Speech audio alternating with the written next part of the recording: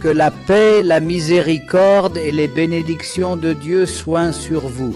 Et bienvenue dans ce message ouvert qui vise à désamorcer le conflit par la raison, le savoir, la compréhension et la conciliation. Il ne prétend à aucune exclusivité, ne s'élève pas au-dessus de quiconque, mais cherche dans le calme et la lucidité la lumière. C'est un appel sincère à la compréhension, à la réflexion et au retour au juste équilibre. Un appel fondé sur le respect de l'intelligence, du texte révélé et du Seigneur, celui qui a dit « un guide et un rappel pour les doués d'intelligence ».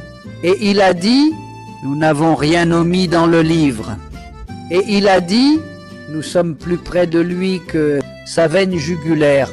C'est ce même Seigneur qui nous a appris à poser des questions. Lorsqu'il dit « demandez donc aux gens du rappel si vous ne savez pas ». Et il nous a enseigné à réfléchir lorsqu'il dit « même si leurs ancêtres n'avaient rien compris et n'étaient pas sur la bonne voie ». Et il nous a appris à ne pas craindre la lumière. Lumière sur lumière, Dieu guide vers sa lumière qui il veut. Alors, doit-on accuser celui qui interroge et cherche à comprendre, de juger Dieu lui-même? La question sincère serait-elle devenue un crime? La réflexion serait-elle perçue comme une rébellion? Je ne juge pas Dieu. Je questionne la compréhension humaine. Est-ce réellement venu de Dieu? Ou bien cela vient-il des hommes? Est-ce une lumière descendue du ciel? Ou une ombre façonnée par l'histoire? Confondre la volonté de Dieu avec l'interprétation des hommes de cette volonté, voilà le vrai danger. Le danger qui nous pousse à commettre une injustice contre Dieu au nom de la religion. Quant à celui qui dit « voilà un nouveau dogme », je lui réponds « un dogme, c'est lorsqu'on suit un chef, un parti ou un groupe. Moi, je n'appelle qu'à une seule chose, le retour à l'équilibre, vers la lumière, non vers les hommes, vers la compréhension, non vers la répétition. Et si tu ressens dans ces mots une sincérité, une lumière, ce n'est qu'une goutte dans un océan. Et je ne cesserai de poser cette question. Dieu a-t-il ordonné la diffusion de l'un quelconque de ses livres?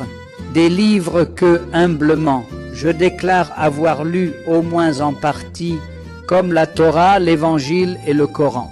Mais où est cet ordre et pourquoi? L'Écriture confirme-t-elle la révélation ou l'enferme-t-elle? Est-elle un témoignage de lumière ou bien une cage refermée entre deux couvertures? Mes livres complets, disponibles en 3 langues, se trouvent dans la description. Lis, réfléchis et juge par toi-même. Visitez notre site. Il est affiché sur l'écran devant vous. Vous y trouverez nos ouvrages en arabe, français et anglais. Et bien d'autres livres et traductions sont à venir. Question du jour. Dieu a-t-il ordonné la compilation de ces livres? 1. Oui. 2. Non. 3. Je ne sais pas. Écris ton numéro de réponse en commentaire.